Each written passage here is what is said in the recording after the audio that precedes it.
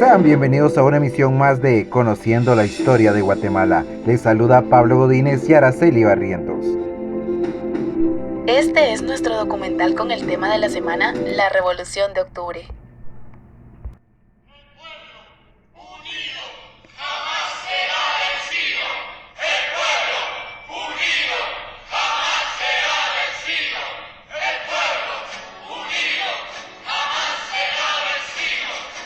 Conocida también como Revolución de Octubre o como el 20 de octubre, fue un movimiento cívico-militar ocurrido en Guatemala el 20 de octubre de 1944, efectuado por militares, estudiantes y trabajadores, que derrocó al gobierno de facto de Federico Ponce Báidez, dio lugar a las primeras elecciones libres en el país e inauguró un periodo de 10 años de modernización del Estado en beneficio de las mayorías de clase trabajadora.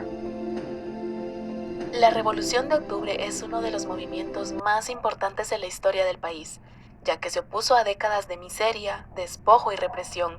Sin embargo, los intereses económicos extranjeros impidieron que pudiera implementarse una reforma agraria que le permitiera al país industrializarse y avanzar del sistema feudal hacia el capitalismo.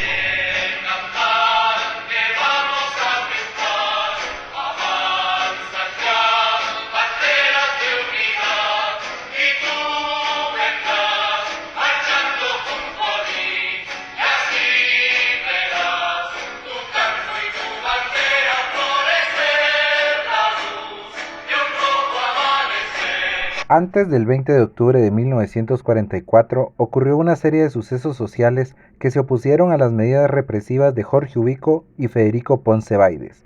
Esa fecha conmemora los ideales de los dirigentes militares, cívicos y estudiantiles, que instauraron la democracia a través de los gobiernos de Juan José Arévalo y Jacobo Arbenz Guzmán.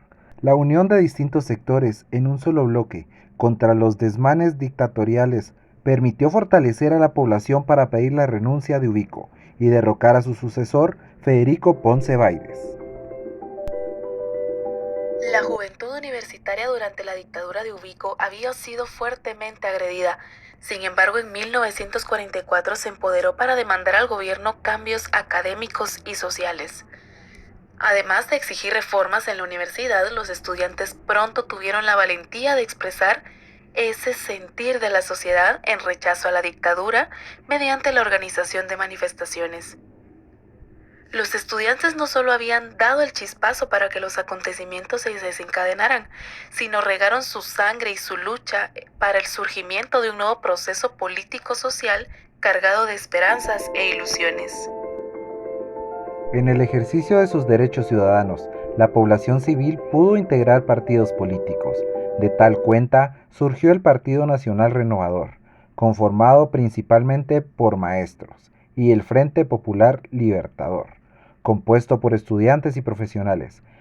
El primero propuso a Juan José Arévalo como candidato presidencial. El movimiento cívico-militar del 20 de octubre de 1944, al derrocar a la última dictadura del liberalismo, permitió que el pueblo pudiera organizarse en partidos políticos, sindicatos, asociaciones gremiales y culturales y en otras entidades representativas de diversos sectores de la sociedad. Los años de mi gobierno culminaron con la promulgación y vigencia de un código del trabajo llamado a fortalecer la vida democrática al mismo tiempo de afermentar con nuevos términos la economía patriarcal en que vivíamos, así como a dignificar individuos y familias en los grandes estratos sociales de los trabajadores. Bien pronto empezaron a sentirse los efectos del nuevo texto legal, mientras los trabajadores y campesinos veían realizados sus sueños de igualdad jurídica y marcados los comienzos de su liberación económica. Los empresarios africanizantes del Caribe movilizaron dentro y fuera de Guatemala todos sus elementos en la más hermosa investida que se haya llevado durante 4 años dentro de un gobierno latinoamericano.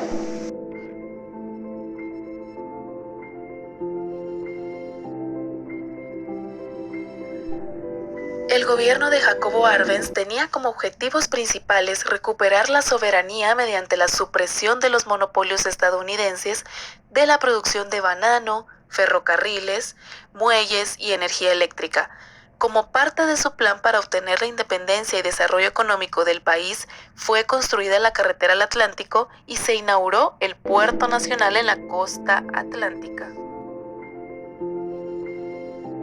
La conspiración contra el gobierno de Arbenz provenía de distintos sectores.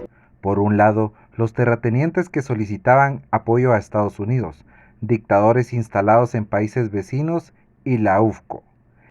Estados Unidos gestó una importante campaña publicitaria en contra del supuesto gobierno comunista de Jacobo Arbenz Guzmán. Como parte de ello, se encontraba la represión de medios que vulneraban los intereses de la UFCO, empresa que ordenó clausurar publicaciones del periódico Vanguardia Revolucionaria. Y los diarios estadounidenses criticaban las leyes guatemaltecas, aduciendo que perjudicaban sus intereses. El golpe de Estado de 1954 estaría antecedido por una serie de acciones planificadas por Estados Unidos. Entre estas, haría una mala propaganda del supuesto comunismo en Guatemala. Según García Ferreira, se buscaba desacreditar al gobierno mediante presiones económicas y militares acordadas con los gobernantes de Nicaragua, Honduras y El Salvador. Como otra etapa, el plan establecía generar antagonismo hacia Arbenz e intensificar la presión económica y militar.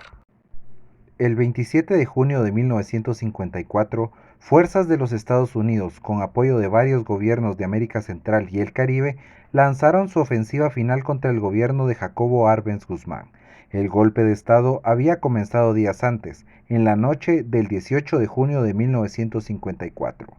Casi 500 soldados, al mando del coronel Carlos Castillo Armas, habían cruzado la frontera desde Honduras, con un único objetivo: poner fin al gobierno de Arbenz. Más de una semana después, la ofensiva avanzaba indetenible hacia la capital y los aviones de guerra comenzaron a sobrevolar la ciudad. El tiempo se encargará de demostrar que lo que ahora digo es verdad. Sin embargo, ellos se aferran a sostener que el comunismo internacional es el causante de lo que ocurre en Guatemala y en nombre de ello es que tratan de ensangrentar aún más al país y de destruir nuestra economía. Como mi gobierno ha sido acusado de ser de naturaleza comunista, sin que hayamos podido desvanecer que no lo es, aun cuando hemos empleado todos los medios para convencer a los elementos reaccionarios del mundo de que lo sostenido por los círculos gobernantes norteamericanos es una patraña, y como esos círculos harán más despiadada la agresión contra Guatemala, he tomado una dolorosa y cruel determinación. Después de meditarlo con una clara conciencia revolucionaria, he tomado una decisión de enorme trascendencia para nuestra patria, en la esperanza de detener la agresión y devolverle la paz a Guatemala. He determinado abandonar el poder y poner el mando del Ejecutivo de la Nación en manos de mi amigo, el coronel Carlos Enrique Díaz, jefe de las Fuerzas Armadas de la República. Esto fue el documental de la semana en Radio Universidad con el tema de la Revolución de Octubre. Para nosotros fue un gusto estar con ustedes. En narración, Pablo Godínez y su servidora Araceli Barrientos. En redacción, Kevin Hernández. Andrea Zamora y Camilo Letón en la investigación. Y Pablo Godínez en controles. Esperamos tenerlos con nosotros en nuestra próxima emisión. Hasta la próxima.